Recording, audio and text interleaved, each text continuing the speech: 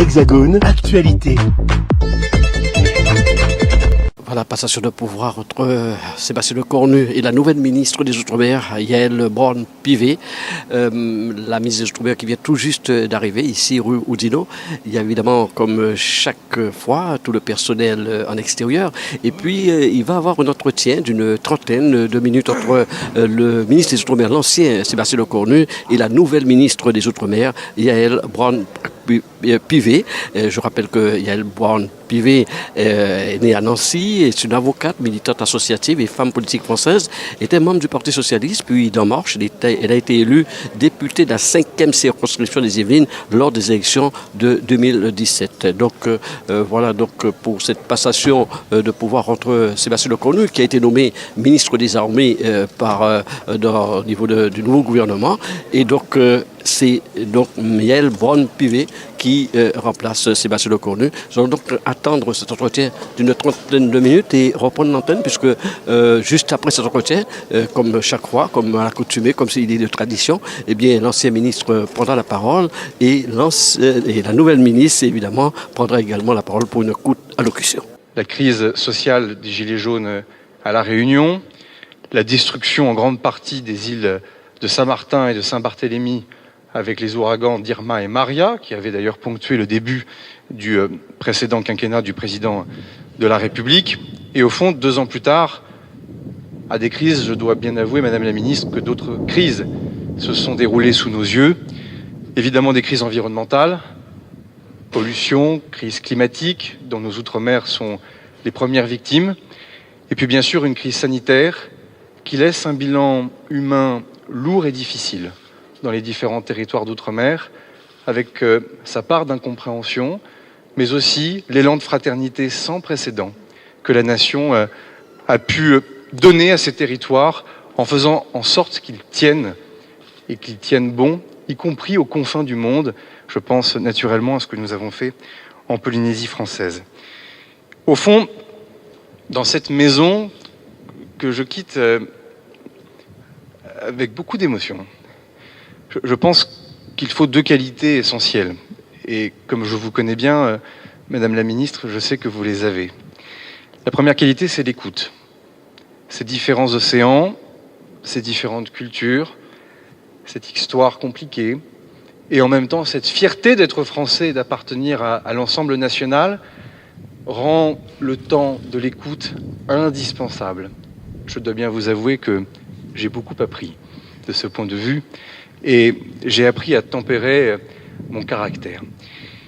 La deuxième qualité, et celui qui fut haut-commissaire de la République en Nouvelle-Calédonie me l'avait dit, et je crois qu'il est votre préfet dans les Yvelines, c'est qu'il faut du cœur pour servir dans ce ministère.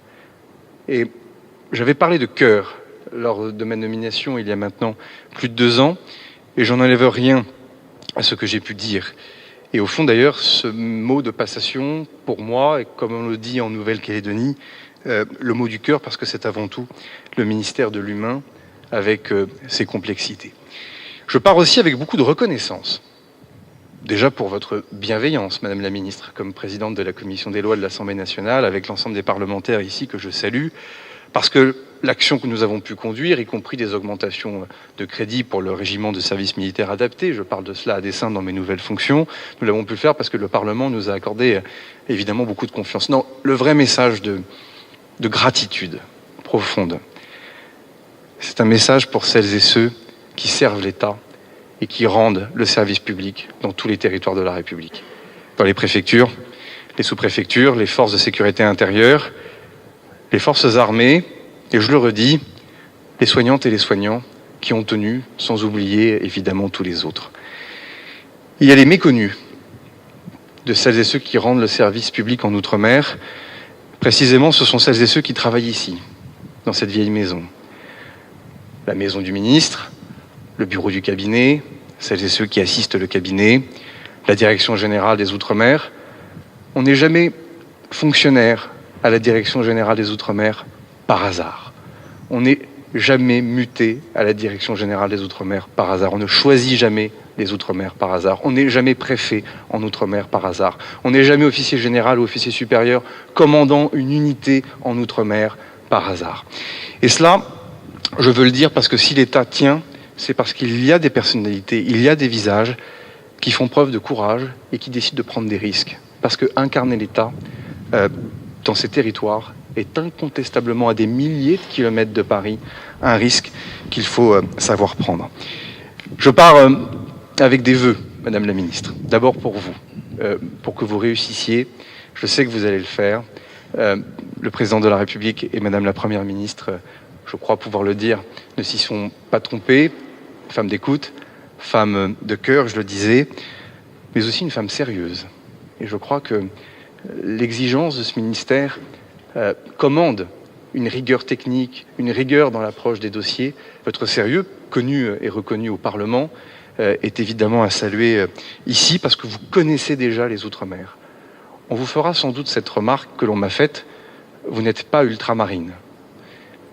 Néanmoins, vous connaissez les Outre-mer. Et une bonne connaissance, plus le cœur, devrait, je le crois, nous permettre d'y arriver. Je veux y revenir encore, je veux avoir une pensée pour les victimes du Covid. Et un vœu, parce que cette crise n'est pas terminée. Et ce fut d'ailleurs mon chemin de croix, si je puis me permettre. C'est de voir une cinétique d'une épidémie qui se réglait dans l'Hexagone, puisque la vaccination y progressait, là où malheureusement dans l'Outre-mer, dans les différents territoires d'Outre-mer, pardonnez-moi, cette épidémie continue de tuer et continue d'abîmer des vies. Et l'épidémie n'est pas terminée en Outre-mer et c'est probablement un des premiers dossiers qui vous attend. Puis enfin, je ne serai pas plus long, mais je veux évidemment avoir un mot pour la Nouvelle-Calédonie. Je pense pouvoir dire que j'y ai laissé mon cœur.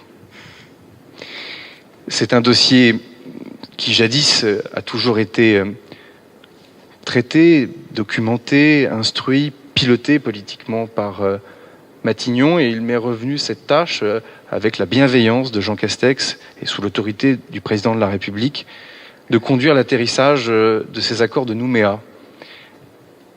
Et Dieu sait que ce ne fut pas facile. Et qu'au fond, au moment où le président de la République me confie la charge de ministre des Armées, devoir répondre de ce que seront les frontières françaises n'a pas été une mince affaire. Et nous avons su le faire dans le dialogue, dans l'écoute, dans le respect avec l'ensemble des formations politiques. Et là, je ne serai pas plus long parce que vous connaissez bien ce dossier, mais mes vœux vous accompagnent particulièrement pour la Nouvelle-Calédonie, car rien n'est complètement réglé et tout reste à faire. Tous mes vœux, Madame la Ministre, vive les Outre-mer, vive la République et vive la France.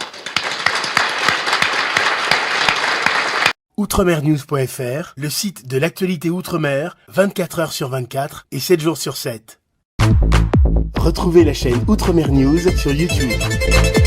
RL Location Automobile. Pour toutes vos locations de voitures et utilitaires en Guadeloupe, faites appel à RL Location Automobile. Avec RL Location Automobile, réservez en toute tranquillité, 7 jours sur 7, 24 heures sur 24. RL Location vous propose une large gamme de voitures et d'utilitaires au meilleur prix sur le site internet www.rl-location.com. RL Location, c'est aussi l'assistance et la livraison. Pour tout renseignement, contactez-nous au 05 90 106 687. RL Location Automobile. La location en toute simplicité.